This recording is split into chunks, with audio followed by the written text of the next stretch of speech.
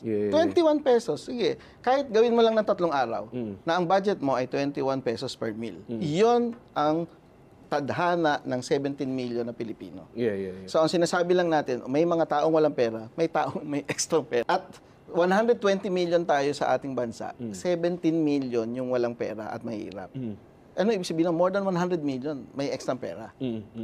So, medyo maliit at yung mga saksakan ng dami ng pera. Kaya natin sila sinasabihan na gumastos kayo ng pera nyo. Kaya sinasabi, pwede ba, paikutin nyo. paikutin natin, mas maging kapaki-pakinabang, huwag nyong ibaon sa bangko yan. Tataksa ng gobyerno. Parang hoarding Nangyayari hoarding o nagganyan. Parang, trabahong tamad yun eh. Yun. Parang ang yun, parable of the talent. Ibinaon sa lupa, natulog hanggang dumating yung Panginoon niya. So, pero wag naman gano'n. Kaya nga efficient. Yes. May kapital ka, tapos pinatulog mo. Para saan naman yung nangyari na yun? Pinagkatiwala sa iyo yung pera na yan. So, paikutin mo.